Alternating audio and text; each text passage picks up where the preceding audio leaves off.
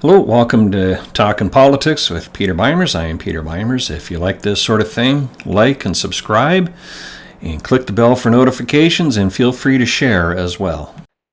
One thing you want from your government is transparency. They're public servants. You want to know what they're up to, and you want them to be good stewards of your tax dollars, not just tax and spend.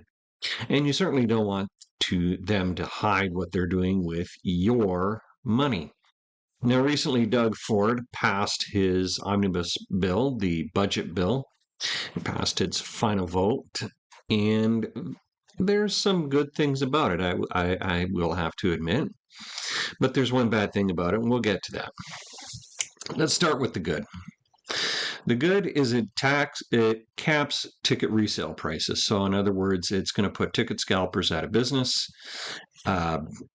So, if you want to go see a concert or a playoff game for the Raptors, the second and third parties can't sell it for any higher than ticket face value, which is good for the consumer, which is great for you, bad for scalpers. But I think they'll be okay. But it is better for you, so real fans can be at the games and see the concerts. As well, it introduces a one-year HST rebate for first-time new home buyers, strengthening tenant rights as well. And I think for people struggling to buy a home here in Ontario, especially new home buyers, HST break, it would be very, very helpful for them. Two more parts of the omnibus budget bill that I think are probably good. I would have to admit up front, I need to do more research and reading on these two things, but it smells good. At least on the surface of it. One is that it's merging 35 conservation authorities into 8 larger entities. On the surface, it sounds like Doug Ford is attempting smaller government. Smaller government is always better than larger government. And he's also promoting economic measures such as reducing small business tax rates. Businesses need, I think, should have lower their taxes so that they can reinvest into their own company, into their own employees, and perhaps expand, creating more jobs, which I think is good overall for the economy of Ontario. But here's where the pork comes in. Pork is anything they like to throw in to benefit the party in charge, all the while being masked underneath the good things which the budget does. And here we have the Freedom of Information Act overhaul.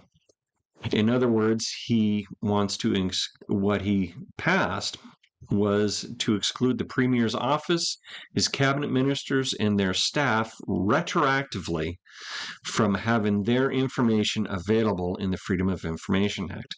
They are public servants, and we should have freedom and information to request their records to see what they're spending our money on, not their money, but our money on. And I think one reason why he wanted to include this is probably has something to do with that jet purchase fiasco, which I've since learned since last week. That silly thing could only land at about 10% of the airports in Ontario anyway. So what was true then is true today. It was a complete waste of money, of taxpayer money. And he probably wanted this retroactive so that the Freedom of Information requesters could not investigate what was going on. It's retroactive, so any pending requests for information of Doug Ford and his cabinets and their staff's records, such as cell phone records, purchase records, are now no longer available.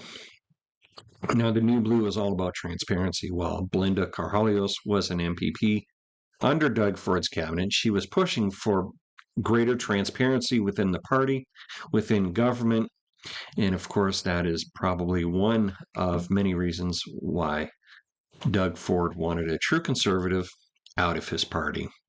Now, you may think, why does this Freedom of Information overhaul sound very familiar? Probably because his former BFF, Justin Trudeau, wanted to do the same and evade investigation from the Ethics Committee. And here he's doing it, as he would call it, legally.